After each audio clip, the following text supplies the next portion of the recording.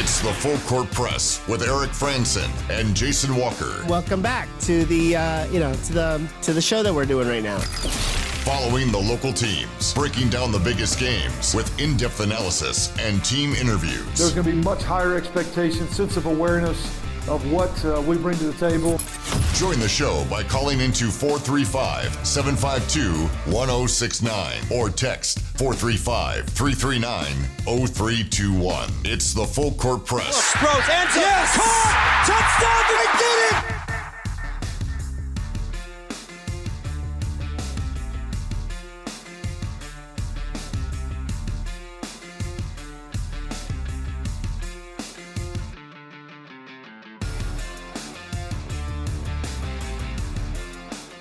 Good afternoon, Cache Valley. Welcome to the Full Court Press. Jason Walker, Eric Frandsen, here on a Monday.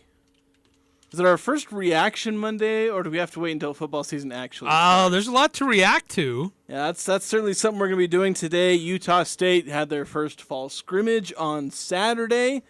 Those of you who were able to make that, I know the attendance wasn't quite as big. Usually it isn't quite as spectacular, like they do the Family Fun Day, and a lot of people turn out for that, but kind of a hot And it was morning. competing with the fair that was going on. It was. I guess that's probably the big thing. It was hot, but there were about as many people on the field as there were in the stands. I'd say there were more on the field, but I think I actually make the connection. I knew the fair was going on. I didn't make the connection that the fair definitely took a lot of attendance away from the scrimmage. That's probably a lot better explanation than just, it's not the Family Fun Day yet.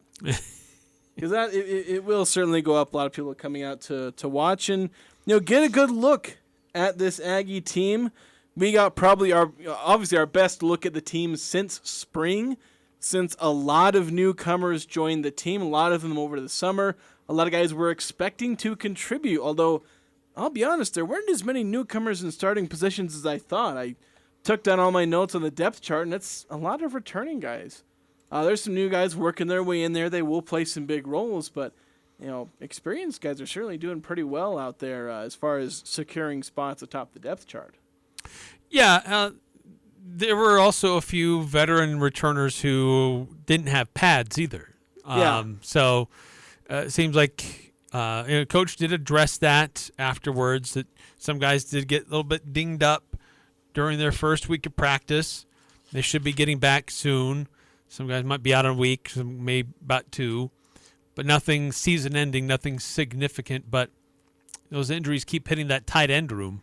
I know they keep getting mauled. They only had, I think there's 5 tight ends, 5 or 6 tight ends on the team. Only 2 really played a whole lot. Brock Lane and Will Money were the 2 main guys out there. It kind of affected what plays they ran. They ran a lot of open field stuff. That was something they talked about in a press release actually before the scrimmage happened. They said, we're probably going to focus mostly on between the 30-yard lines. That kind of stuff. Not a whole lot of goal line stuff. They didn't run a ton of it. They ran a few plays. They had a few big plays that went into the 20, 30-yard lines. They just went ahead and ran some plays inside there, some more goal line stuff. But largely open field stuff. First, second, third down type things. Working on that stuff. Early downs. Plays where you're going to have a lot of space, and they certainly try to use a lot of that space in their vertical game. So a lot to go over with that. We've got a lot of sound from post-practice. I've got something like 32 different clips of players, 3 players, plus Coach Anderson talking after the practice. So a lot of stuff that they said. We've also got to react to week 1 of high school football. That's another thing that happened. So get in for that. We'll get into that in the second hour. Just all the games, Region 11 teams going 5-1, and most of those in fairly impressive fashion. Yeah, great opening week for Region 11. And so we'll break it down, like who had the more impressive wins. And even though one team lost, I thought it was a pretty decent showing from that team. So we'll get into that. By the way, if you want to just go and hear everything that the coach and players had to say, we included clips on Jason's recap of the scrimmage analysis on Utah State's first scrimmage. So there's the video clips there of Coach and all the players and what they had to say after the practice. So if you haven't seen that yet, that's a great place to go and find it all in one place. Yeah, and as part of our, recapping of high school football over the weekend, we will have the Old Grist Mill Bread and Butter Play of the Game. Ooh, yes. You'll have a chance to, we'll ask for that in the second hour, kind of once we're getting wrapped up with all the recaps of the games. We'll ask for that. You'll have a chance to call in to the studio and tell us what the Bread and Butter Play of the Game is. Eric's got the printout of exactly what Hurricane John Newbold sent to us to tell us what the Bread and Butter Play of the Game is. So you'll be able to call in, if you get it right, get at least enough of the details right. He was pretty specific in his stuff. But right. It doesn't need to be word for word as he said it, but if you have the pretty close to the general idea of what it is, then we'll hook you up with some free bread from the Old Grist Mill. Yeah. If it is word for word what he said, I will be calling John and asking him who else he sent the email to. Who are you sharing this with? But that'll be part of the second hour, so you can have a chance to win some free bread from the Old Grist Mill. And also Pick 6 results. We did Pick 6 for the first time in probably about a month. We'd kind of been exchanging vacations and trips and whatnot, so finally got back to Pick 6. We'll see if Eric was able to. I think he won before we went on the break. We'll see if he was able to start a win streak a month after the fact, or if I get back on track. Because I was on a pretty good win streak over, like July or, June and July. You string together like 5 or 6 weeks in a row, and I get like 2. And I'm like, yay, win streak. There you go. It's a win streak. Oh, so celebrate. If you guys want to jump in on the text line, react to stuff from over the weekend, 435-339-0321 is the number you can text in. Yeah, if you were one of those few people who were there in person at the scrimmage on Saturday, I would really like to hear what your observations were. Because, Jason and I, we were there. We'll have our opinions. We'll hear from the coach and the players what their opinions were, too. But as someone who was there in the stands, and I know that we were few, but I would like to get your observations. Generally, I'll go back and forth. To some scrimmages, I like being up in the booth just to have a better view of what's going on, and we're tracking, okay, this player had these many yards, and this player made that tackle. But sometimes I like just being in the stands and just viewing it as a fan and kind of listening in on what other people are talking about, eavesdropping in other conversations as other people are reacting to what's happening as well. And I find that pretty illuminating. And so there were, I guess the reaction that I felt on Saturday from those who were there, and I obviously couldn't get a barometer of everybody who was there, but I tried to move around a little bit. But was that Eric eavesdropping on everyone? Yeah, that's right. Just moving around. Was that they kind of echoed my sentiments as well. There were a few plays that were really exciting, a few deep balls, guys making some great plays, getting into the end zone. The depth at running back looks exciting, but it was kind of a ho-hum practice. And Coach Anderson talked about it, that he was a little frustrated that the team just didn't seem to have a lot of energy, and maybe it's because it was hot. Most of their practices have been in the morning, and it's been kind of a cool August, but things have been warming up lately. And he anticipates this next scrimmage to be a little bit more lively, and I hope so. It wasn't like boring, and don't get me wrong, but I didn't see. I don't know. It was okay. Things were moving along, but nothing really like wowed me. There was a few individual players who I hadn't seen much of that I was impressed with, but I don't know. Correct me if I'm wrong, Jason, but I just felt like it was an okay scrimmage. Nothing that I was like, okay, this team's going to be somebody to contend with this year. I think what you saw is that the offense did pretty well. And overall, I know there were some mistakes, and certainly there was reason to, I don't know what the right word, I don't know if be disappointed is the right word. Or maybe you're talking about where it's like, okay, there's some good, there's some bad. And yeah. Blake Anderson certainly talked about how there's been both good and bad, but that's the way a lot of these scrimmages are. And just the nature of scrimmages, where there's good, there's also bad. when the offense breaks for a big run, it meant the defense gave up a big run. So there's never really a way for a scrimmage to be just overwhelmingly positive. Yeah, that's true. Very true. So in that sense, I feel like it was somewhat balanced. I know a lot of people that were there, their impression was the offense just ran over the defense. I didn't quite get that impression. See that. And I think a big thing is if you just look at the stats, like I posted the stats afterward, the offense put up I think it was another scrimmage where they were putting up 6.5 yards per play. But I think one area where the defense really got shortchanged was their pass rush. It was pretty effective, but with the way these scrimmages are, defensive ends rushing to the quarterback, then he kind of veers off to the side, lets up a little bit, and then suddenly the referee doesn't call it a sack, and the quarterback throws the ball complete to 15-yard pass. And so that's good for the defense and bad for the offense. I felt like the offensive line gave up way too much pressure.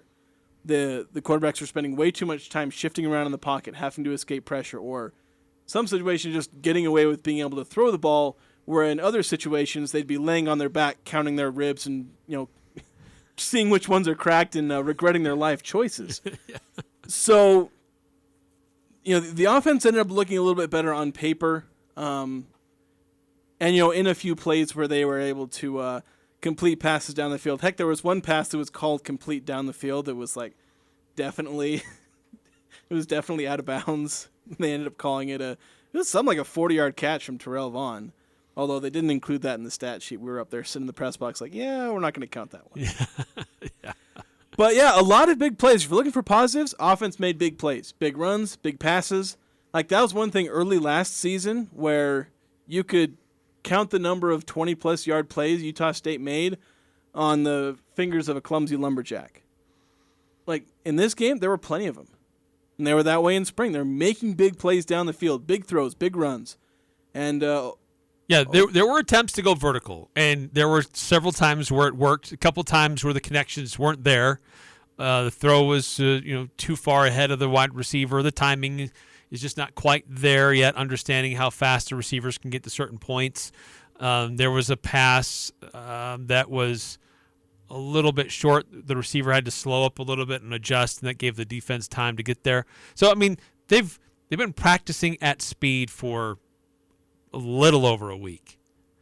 So give them I'm granting them some grace here that they need to, they'll have time to improve, but they were trying to go vertical. And we did see some pretty spectacular plays. Kahunu Davis had a big one.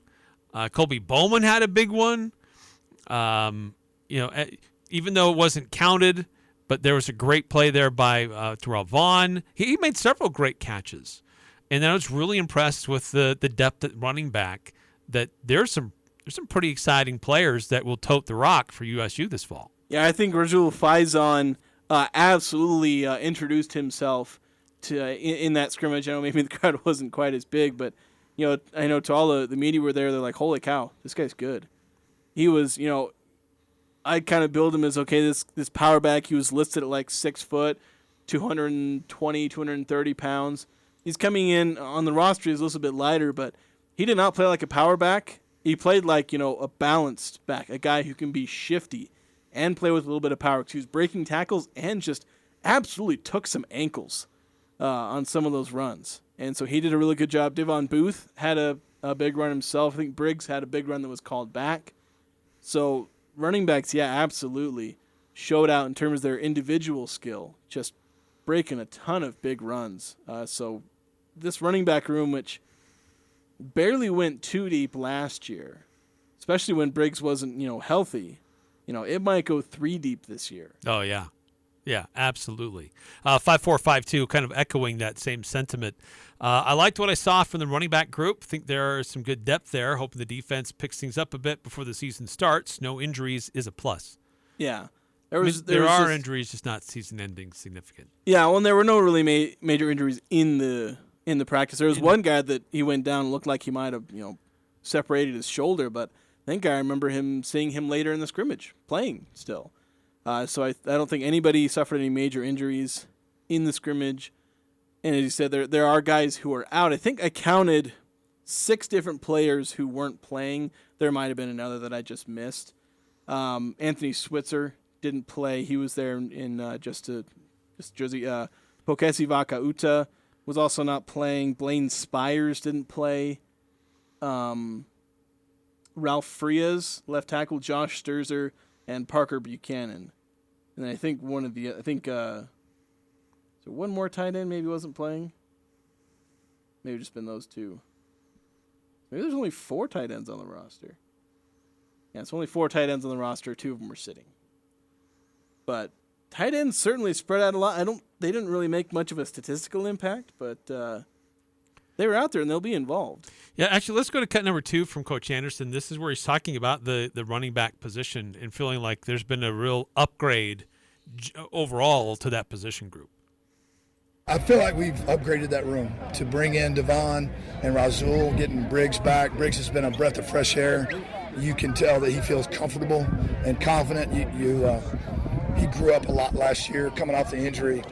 That's a really solid room. We felt like we lacked depth there last year. We just didn't have the 1-2 punch, and heck, now maybe we got a 1-2-3 punch, which would be good if we can keep them all healthy. Yeah, cut the last half second off, but yeah, if keep them all healthy, that'll be big.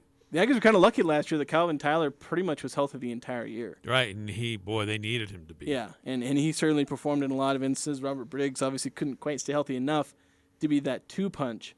But yeah, they go 3 backs deep, I think. Last year, you could argue they had like 3 starting quarterbacks.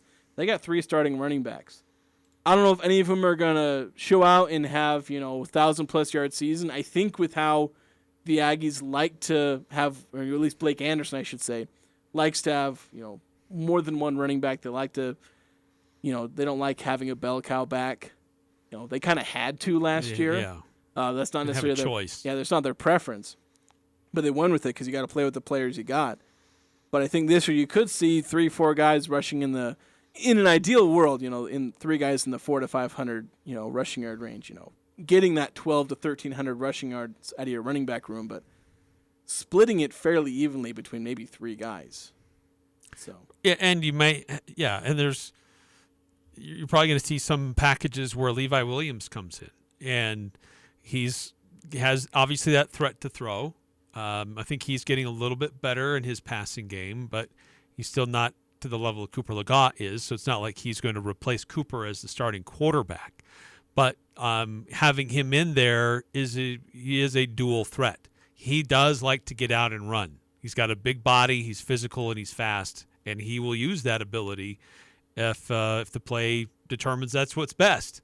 There were times during the scrimmage where if he was in the pocket for a little bit too long, he was struggling to make passes. And when it was a quick decision, quick play, I know I'm going to go over here, snap, throw, go. And he was pretty efficient. He was pretty good. If he was in the pocket and he had to adjust and check down a little bit, he struggled a little bit. Of course, I say that, and then later in the scrimmage, he had one of those situations, and he throws a deep bomb for a touchdown. I'm like, okay, well, that throws away all the theory that I had about him for much of the scrimmage. But he does like to get out and run given the opportunity, and we'll see him do that. I just, you got to keep him healthy. And I think Cooper will do the same because there are times where he will scramble and get up yards too because he has worked on increasing his physical strength to be able to take more blows and stay on the field longer. Yeah, and I think obviously the difference between running ability between Cooper Legat and Levi Williams is Cooper Legat can run, Levi is a threat to run. Great point, yes. And that can be kind of a difference there. But, of course, where Cooper Legat has Levi Williams is in being that better passer. I think you hit on the nail with Levi. If you keep it simple, keep it quick, he can be effective. And obviously designing plays around his ability to run if the pass isn't open, that's something you can try and do. With Cooper, he is evolving into a bit more of a field general, trying to find those passes, finding guys in windows, and having an accurate deep pass along with, accurate in the short to intermediate passes. That's something where Cooper is growing. I think that's going to be a big part of his growth this year, is being able to hit those throws consistently. Don't be inaccurate. Don't turn the ball over. be a guy who, in the scrimmage he threw for, 294 yards, be able to do that in a game. Have a game where you throw 37 passes and don't turn it over. And, complete 65% or so of your passes. Because last year he's a guy who maybe completes 60% of his passes, maybe he throws for 200 yards. If you're lucky, he didn't throw a pick. He's got to evolve beyond that into being, the leader of the offense. As I said, be a leader of the offense instead of just being part of the offense. Yeah, and Coach Anderson talked a little bit about his progression as a player and his development too.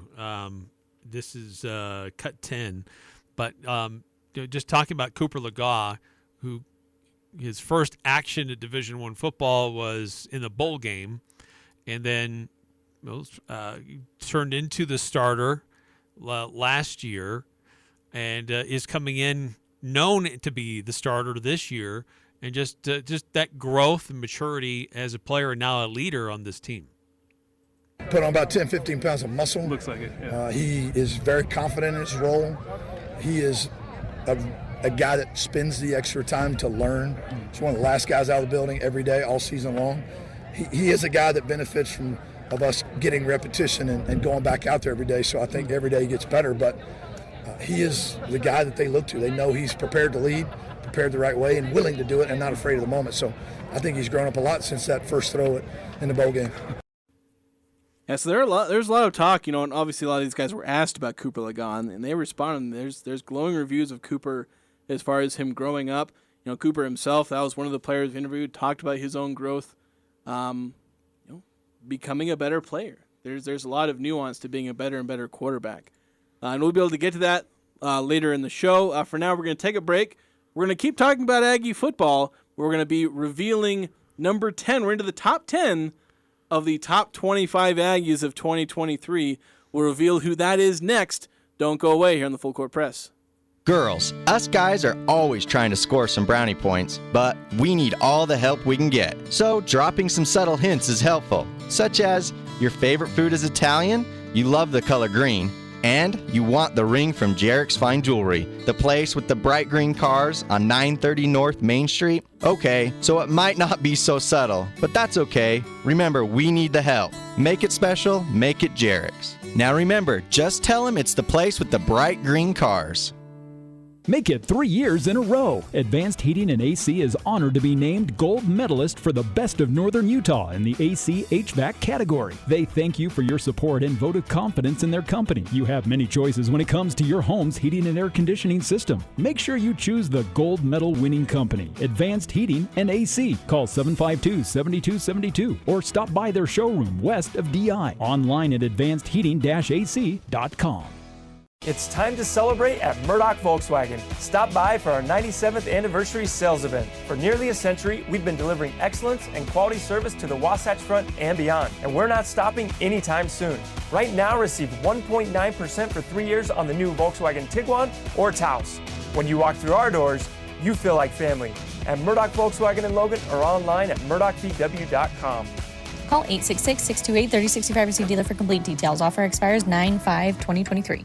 Hello, this is Deputy Solano with the Cache County Sheriff's Office inviting you to this year's truck pull for Special Olympics Utah. This year's event will be held August 19th from 9 a.m. to 11 at the Cache County Fairgrounds. We're looking for teams of 10 individuals to compete in pulling a fire truck 20 yards. Cost to register is $200 per team. To sign up or get more information, look for the Cache County Sheriff's Office's Facebook page. There will be lots of fun prizes and giveaways, including concert tickets to Cherry Peak, a $500 gift card to Costco, cool merchandise from Camp Chef, and much more. Again, come out to the truck pull August 19th from 9 to 11 at the Cache County Fairgrounds.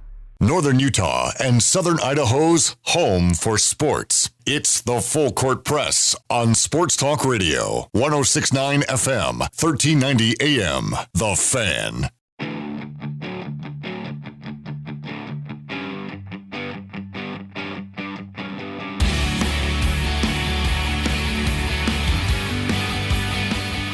Welcome back to the Full Court Press. Been talking about Utah State football. Had their first scrimmage on Saturday. Friday was high school football day. And we'll talk about that a little bit later in the second hour, reviewing the 6 games, Region 11 teams going 5-1. Very good day overall, and heck, the one loss was kind of a narrow one where just kind of let it go a little bit late. So overall, solid week for Region 11. But it's time for the Aggies. And we've been revealing every weekday about 4:25. So we're almost on time this time. But revealing a player on our top 25 Aggies of 2023. We're down to number 10. And to help us introduce the first player who appears in our top 10, here's Hall of Fame broadcaster Al Lewis.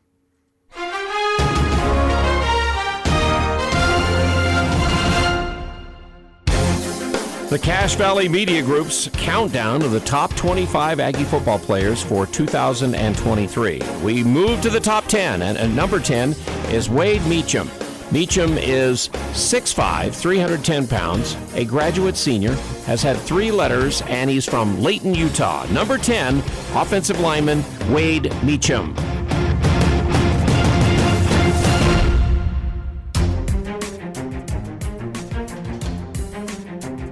Yes, Wade Meacham, one of the elder statesmen on the team. I believe he's going into his 6th season, 5th or 6th season.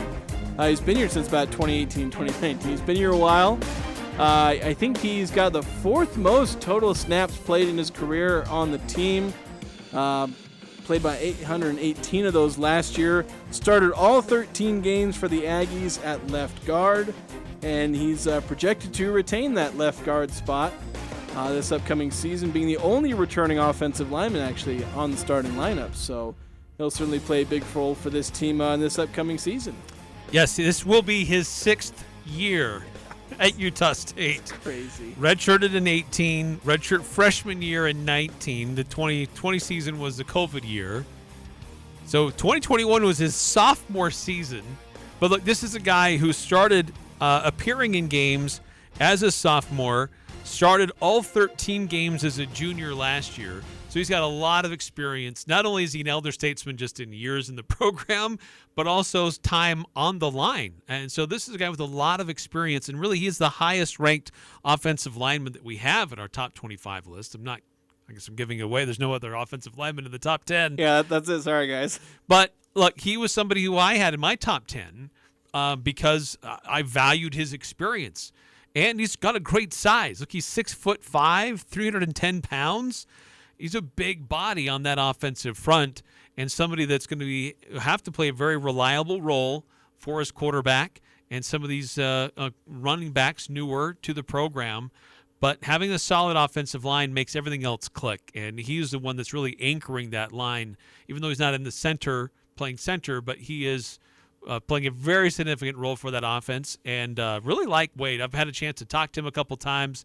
He's a great guy, easy to talk to, very intelligent, and as we've already been discussing, very experienced for USU. Yeah, he's got to be one of those veteran leaders. And, yeah, being on the interior offensive line, it's not as flashy a position as, right or left tackle where you're a big pass blocker, but he's got to be a road grader in there, run blocking. Obviously, interior pass blocks. Those interior linemen, when you're running those simple dive run plays, they have such huge blocks because they got to do these, combo double teams, and then one of them's got to get up to the linebacker, and they've got to be athletic. You're 6'5", 300-plus pounds, but you got to be athletic enough to be chasing linebackers. So it's going to play a crucial role. Obviously, played a big role last season, being one of the starters. But yeah, and I've hit this point over and over. The returning guys, the returning starters. We talk so much about the newcomers. The returning starters have to come back and they have to step up. And Wade Meacham's one of those guys who's going to have to step up. Doesn't matter how good you were last season. If you were great last season, you still got to get better. If you're good last season, you got to get better. If you were average, you got to get better. All these returning starters have to get better, and especially in the offensive line where there aren't as many newcomers. There might be one true newcomer who ends up starting on the offensive line. So there's a lot of pressure for internal development, which the Aggies have been fairly good at with their offensive line. They usually develop these guys for a couple years and throw them in. Wade Meacham's an example of that. Developed for, maybe a little bit longer before he finally became a starter, but he's had time to develop, and now it's his time to truly shine. All those years of development and learning and building up his body, now's the time for him to be a really good player. Yeah, he's had plenty of time to work on it, but he's also earned that spot. It's not just because he's been around a long time. He's earned the position. He's earned the right to be there. Last year, at his position, he did not give up a sack. According to the stats that they keep for offensive linemen, there were no sacks that came because of Wade Meacham missing an assignment. So they are going to rely on that experience with some newer offensive linemen around him, or maybe less experienced. But what a great person to anchor what's going on in that offensive line as you're getting others up to speed of what's expected of them and how to do it right, and have somebody with that kind of experience on the line with you. Yeah, it'll certainly be an asset for the Aggies having him on there. So Wade Meacham coming in at number 10 on our list of top 25 Aggies. He wears number 79 on his jersey. Keep an eye on him. He's going to be out there a lot. And that's Wade Meacham in our top 25 Aggies for 2023. All right, we're going to take another break. On the other side, we'll continue the talk about Utah State and their scrimmage. Talk a little about offense, some of the skill positions, running backs, wide receivers, but continue to get your thoughts on the text line and our impressions from the scrimmage that we were able to watch on Saturday. So don't go away. That's all coming up next. Elements has delicious lunch specials. Soup, salad, and bread for just $10 is tasty and quick. Elements lunch menu is full of scrumptious items. Wood-fired pizzas are an excellent choice that include barbecued chicken and the bee's knees. The fresh battered halibut fish and chips with seasoned fries is always a hit. And don't forget the fan favorite, Chipotle fried chicken sandwich. Thursdays, enjoy Elements house-made smoked brisket. Casual or professional. Open Monday through Thursday, 11:30 to 8 p.m. and Friday and Saturday, 11:30 to 9. Visit theelementsrestaurant.com for reservations. The Dan Patrick Show. Dan Patrick. College football is playing a game of risk in the United States, where you roll the dice, you come in, and you just wipe out people. Hey, we want that state. And it's about states. You're acquiring football in Colorado. You're acquiring football in Southern California. This is the strategy here. The Dan Patrick Show. Dan and the Danettes and you. Weekday mornings from 7 to 10 on Sports Talk Radio, 106.9 FM, 1390 AM. The Fan. We built this city. Cherry Peak Resort Summer Concert Series is bigger than ever. Starship Live, August 18th, Under the Stars. On Utah's best outdoor concert stage. Get your tickets today for Starship, August 18th. Visit skicpr.com for your Summer Concert Series tickets at Cherry Peak Resort. Hi, I'm Jay Broadbent with Alpine Home Medical. I'd like to invite you to learn more about us. Since 1997, we've been Utah's premier one-stop shop for home medical equipment. What sets us apart at Alpine Home Medical is the superior level of customer service. We provide home oxygen, CPAPs, wheelchairs, scooters, breast pumps, and so much more. Come on down and get to know us. Alpine Home Medical, we bring wellness home. Visit alpinehomemedical.com. Back to school savings are going on now at Daryl's Appliance. This is Jay with Daryl's Appliance. Save on our best-selling in-stock freezers today. Our Frigidaire 20 cubic foot upright freezer is only $10.99, or a Frigidaire 14.8 cubic foot freezer is $800. It can handle the extreme heat and freezing temperatures in your garage. All backed by Daryl's service and warranty team. Daryl's West on Airport Road, open until 6 p.m. on weekdays, 5 on Saturday. On the battlefield, there's a saying America's military men and women live by. Never leave a fallen warrior behind, ever. Off the battlefield, Wounded Warrior Project operates with the same goal. Wounded Warrior Project was created to help our men and women returning home with the scars of war, whether those scars are physical or mental. Wounded Warrior Project. We never leave a fallen warrior behind, ever. Learn more about what we do at woundedwarriorproject.org. The Full Court Press. Connect with us on Facebook, Twitter, and online at 1069thefan.com.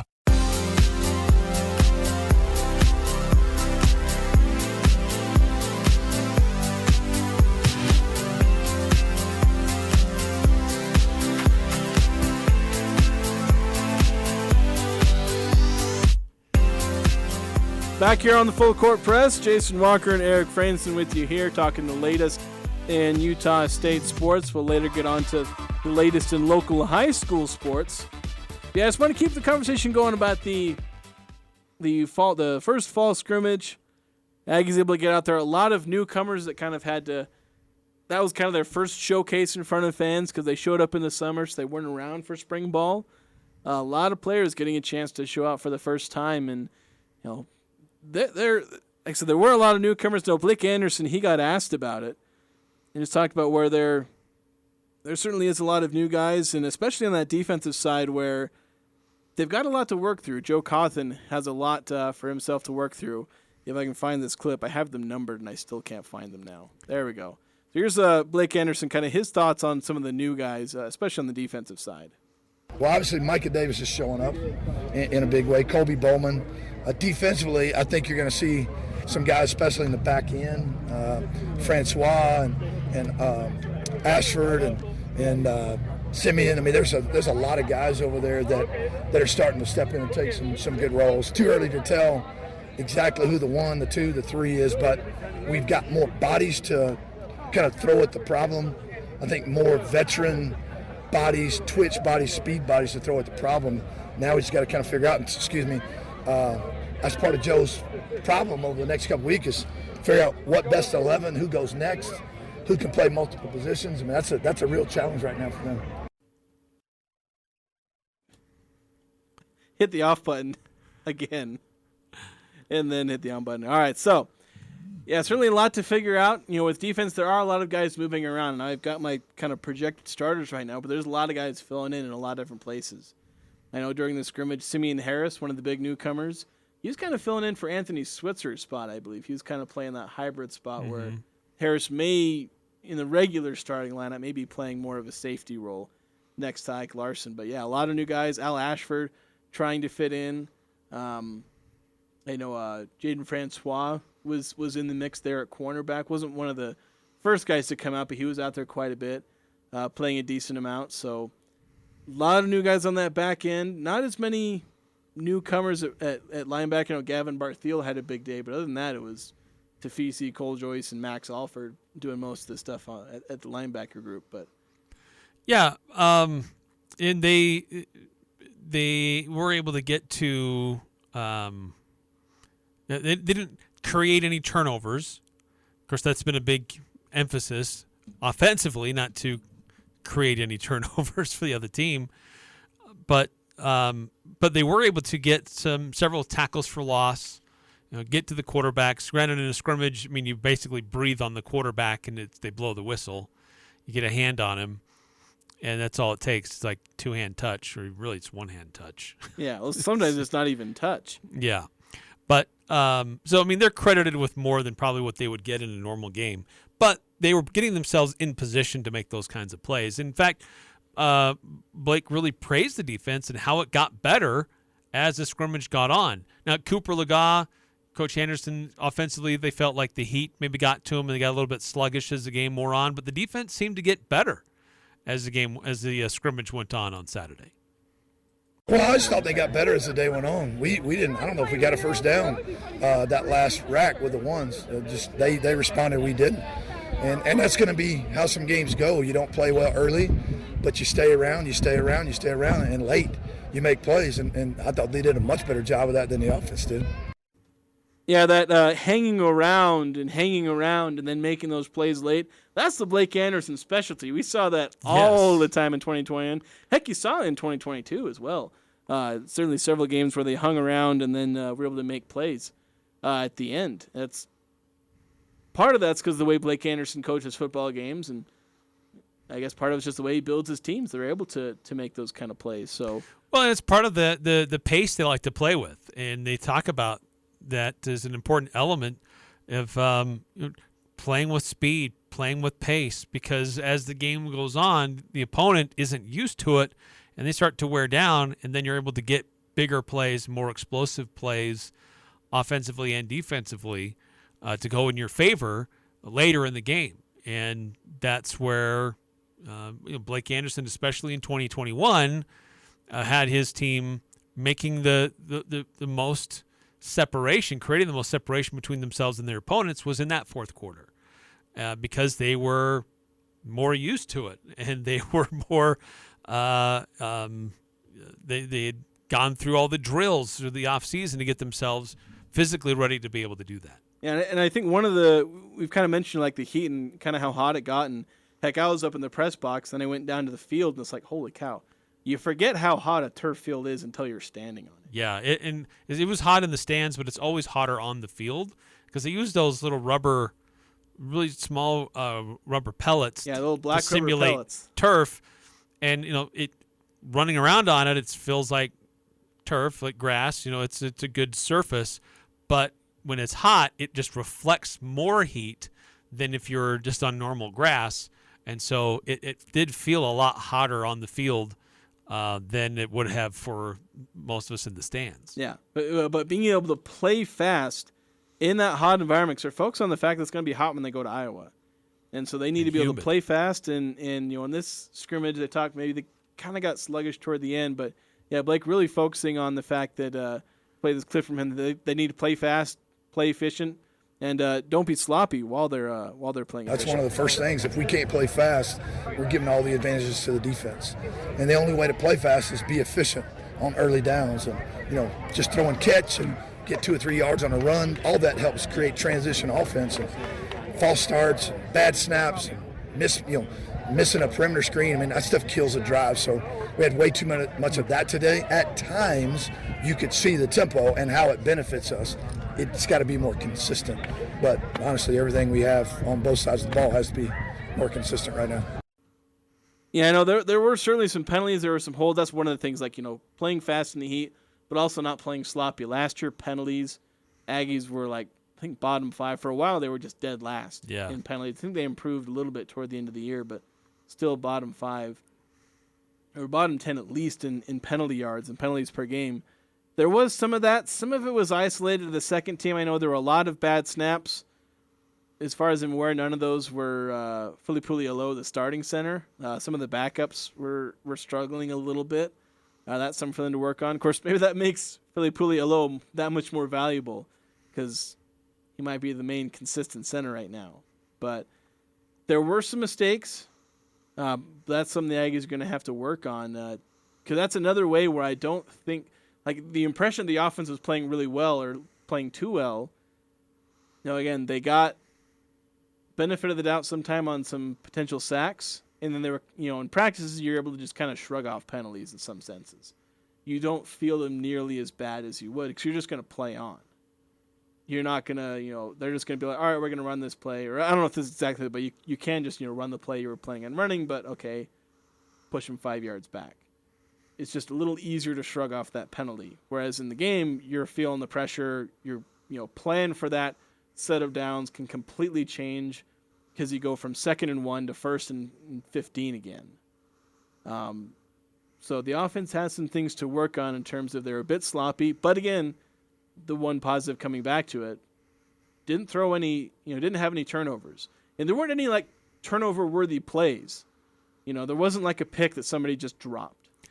Yeah, there were a few contested catches. Yeah, where the defenders were right there in the mix, and you have to give credit to the offense for bringing it in. But there were times where it was clear that if the play's not there, throw it away. That seemed to be an emphasis with the quarterbacks, with both Cooper Legas and Levi Williams. That there were a couple of times where it was clear they were just throwing it away, rather than trying to force something in. Yeah, when they missed in a way that it doesn't hurt you. Yeah. And that's the key with the quarterback. And it goes that way on pretty much every play. There are a lot of types of throws that you throw it in a certain way because it's either incomplete or your receiver catches it. Like when you're down near the goal line, you're throwing a pass right into the middle of the field, you throw it at the guy's feet because it's either going to be incomplete or he's going to catch it. And so it may look like a bad throw, but a lot of times they're doing it on purpose. So that ball doesn't get batted up, and then it's falling right into the middle of the end zone where there's a million defensive backs. Yeah. So the quarterbacks did a good job of, if they were going to miss, if they're going to be inaccurate, which you're a human, you're always going to be slightly inaccurate, miss in a way that it doesn't put the ball into the hands of a defender.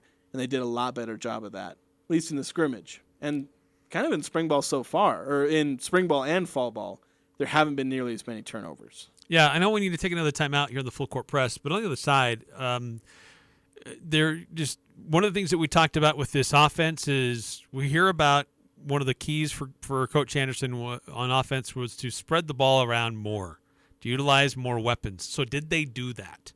So we'll hear what he had to say about that, our own observations, and one of those wide receivers who was in the mix there, and Terrell Vaughn, what he saw out of the scrimmage on Saturday as well. So that's coming up on the other side of this timeout here in the Full Court Press. Are you looking for a high-quality beauty service at an affordable price? Look no further than New Horizons Beauty College. That's right. You can get the same quality service of traditional salons at a lower price, all while supporting the education of our future beauty professionals. So whether you're in need of a new haircut, hair color, or any other beauty service, come to New Horizons Beauty College and let our students work their magic on you. Call 435-753-9779 to schedule an appointment. Walk-ins welcome. New Horizons Beauty College. Create your own individuality. Do you have a backup generator, or have you explored the options of adding one to your home? Generac backup generators will keep your home or business safe and cool during the summer months if the power goes out. Do you already have a system? Golden Spike Electric can service it for you. If you don't have one, Golden Spike Electric can find the right model for your needs. Find them online at gsegenerators.com or call 435-257-3016. Golden Spike Electric and Generac, power you can count on. Les Olson IT's structured cabling is second to none. Tired of old and inefficient cabling? Have an upgrade or remodel planned? Building a new network from the ground up?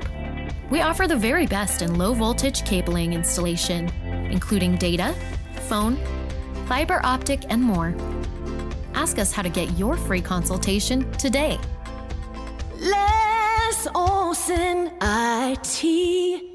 Are you interested in a new career opportunity? Are you wanting great pay, benefits, and the potential for career growth? Spartronics is looking for talented individuals to join their team in a production position to manufacture circuit boards and build life-saving innovations for a better future. Come see what Spartronics is all about and what they might have to offer you. Located here in beautiful Cache Valley at 750 East, 1600 North in North Logan. Their on-site career fair will be held on August 18th from 10 a.m. to noon. To find out more, go to Spartronics.com. This show is different. The Doug Gottlieb Show. Make him say, Make him say, Ladies and gentlemen.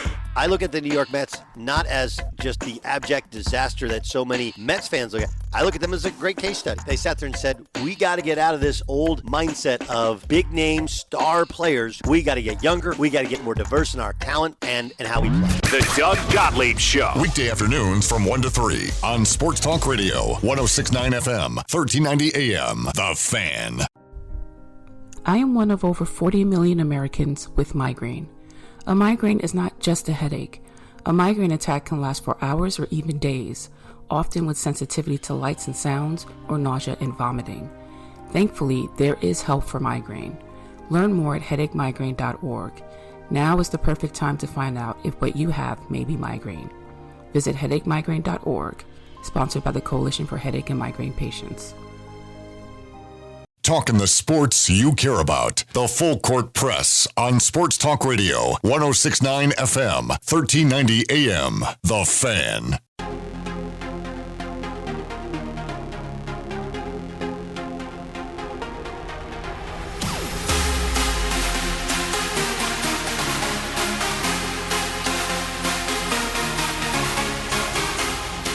If you're a do-it-yourself kind of guy, then your locally owned Napa Auto Parts store is a good place to know. Feature all the best brands, Coil, Ansel, Schaefer, BG, Seafoam. You find the parts, find the oil you need to keep your car and equipment running at its best, especially as we wind down. It's going to get hot, but then it's going to start getting cold, so make sure your vehicle's ready for that transition from hot to cold. But wanted to keep continuing the conversation on Utah State. Their football scrimmage, their fall scrimmage on Saturday. Continue our reactions from those. I know we teased the audio from Blake Anderson talking about, they've been talking about wanting to spread the ball around. This is something they brought up in a lot of different, even way back in, spring ball. Then when they were just starting, they did their media days. So preview of fall camp, they want to spread the ball around. Don't get fixated on one or two players. So here's what Anderson felt like as far as what he saw in the first fall scrimmage as to whether or not they actually did spread the ball around a little bit. I don't pay that much attention to it in a practice like today because it's not a game plan. I mean, really just running plays to see if we can execute. But it looked like a lot of different people touched it, which is what we want. We want you to have to guard every skill player, tight ends, running backs, all the wideouts, and we don't mind which one's out there next. I think that makes us better when we're really multiple, really widespread, balanced. It's when your offense is at its best, and that's the approach we're trying to take right now.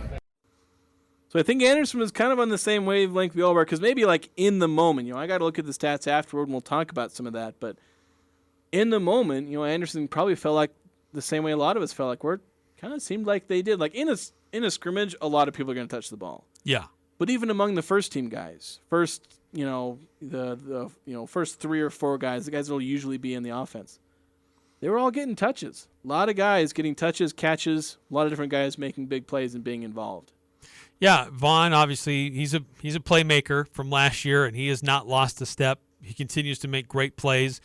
Otto Tia was targeted multiple times. He had some good catches. Colby Bowman, really impressed with him. Jalen Royals had a big catch down the sideline. Micah Davis was involved a little bit. He had some balls thrown his way. But there's some depth here. And the tight ends, saw them a little bit. Brock Lane and Will Money in the passing game, and but yeah, there are a lot of targets there to throw to. And Terrell Vaughn, he talked a little bit about how he's encouraged seeing more competition, more competitive play on the field among his wide receivers, and there were some great catches that were not easy to haul in with defenders right on their hips. Felt great because I know how hard we've been working since summer, just summer workouts, and then this fall camp just recently started. But we've been working hard on and off the field, just getting the details down and everything like that. Yeah, so a lot of hard work with these guys. No, it wasn't the longest clip. Terrell Vaughn's clips were short and sweet. It was like, yeah, we've been playing really hard. Yes. And so you just summarized right there. They've been working really hard. A lot of internal improvements from some of these guys. Vaughn himself. But then a lot of guys some of these guys, they're looking for their first big break. Colby Bowman, Micah Davis, Otto Tia. A lot of guys who are trying to, make it big on their first season of being, a main rotation guy. And, you mentioned a lot of these guys. Otto Tia, he led the team with 9 catches. I think it was like 70 yards. Colby Bowman, 7 catches, 72 yards. Jalen Royals, 3 catches, 75. A lot of that on the one play, 55-yard reception. Terrell Vaughn himself, he had 5 catches for 119. I think if I can read that small text there. But, a lot of players making some, pretty notable plays, racking up yards, racking up receptions. So, those first-team guys that you're looking at, there's a lot of potential among all those wide receivers. Yeah, and even some of the running backs being able to catch out of the backfield, be somebody available to throw the ball to as well. So really impressed. I was impressed with that, even though I said that it was just, I don't say it was a bad scrimmage. It was just an okay scrimmage. It was a little sluggish at times, but there were moments that were fun, that were impressive. And one of those were just the ability to really spread the ball around and see that there are multiple wide receivers who can make contested catches, who will fight for the ball, and who will run great routes. Whereas last year there was maybe 2 guys that would fit all those criteria regularly. And so I think this year it is a deeper room. I think there is more talent there. And I think last year we had the hope, maybe the hype, that it was going to be a deeper wide receiver room than the year previous, but it just didn't materialize. I think this year we're seeing that there are more weapons to be more consistent, more consistently available for the offense. And I think also the type of, not just the number of guys who are there, but the versatility of all of them, the variety you have there. Big, tall guys, smaller but faster guys. One thing that Terrell Vaughn talked about is he felt like the offense can kind of do anything they want with the versatility of the different players that they have available to them. I feel like we're going to be just equal amount run and pass offense, but like I said, just all the weapons we have you seen just today. Like, we could do anything, honestly. I could go to running back, the running backs can go to wide out, catch some balls, and it's gonna be funny. Yeah, it's gonna be a lot of fun. Yeah, just as you mentioned the running backs being able to catch passes. It's not gonna be Christian McCaffrey out there. You're not gonna have wide receivers catching 50 passes a year, but it's every now and again they'll sneak out of the backfield, kind of like how Darwin Thompson did every now and again. But there were wide receivers, Micah Davis, Terrell Vaughn slipping into the backfield. And obviously the wide receivers being able to be versatile. And the types of routes they'll be able to run. There's a lot of potential for this offense, and they didn't fully capitalize it. There were some missed throws, some miscues, different things that they need to work on. And that's part of the theme of this team is the potential's there. They've got to harness it. Right. It just may come down to pure, simple, just they need time together. 9315 quickly texting in, what was the best thing seen on Saturday at USU that gives you the great hope for the football season? I'd honestly say the running game, because that was one of the things I was really worried that whether or not that would be efficient or not. And the fact that you saw the running backs, because I was kind of expecting some good things from the wide receivers, but the run game, some of the just great individual plays from the running backs along with the holes that were opened up, that had to be the most encouraging thing out of everything. Even if it wasn't like the headliner, it was probably the most encouraging thing to me. I totally agree. It's the thing that surprised me the most, that the versatility, the talent, the depth at that position.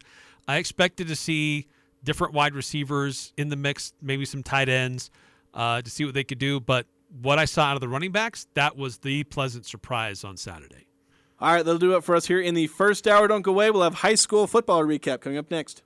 I'm Dan Patrick, and this is Above the Noise. Conference realignment has been taken to a whole new level after the dismemberment of the Pac-12, and it's not over yet. The ACC is now the prey, and the SEC and Big Ten are circling. Florida State, Miami, North Carolina, Clemson, all rumored to be unhappy with their current situation. And recently, FSU President Richard McCullough stated the school would seriously consider leaving the ACC. The timing of the statement is a little bit fishy. This could very well be a leverage play. It's been rumored the university could be unhappy with the revenue distribution, but this could be a transparent view into the future. College football appears to be headed towards mega conferences, and no ACC team wants to face a similar dilemma as Stanford or Cal in the Pac-12. And with an August 15th deadline to inform the conference of any intentions to leave in the next calendar year, the fireworks may have only just begun in college football. We haven't even reached week 1. I'm Dan Patrick, and this is Above the Noise.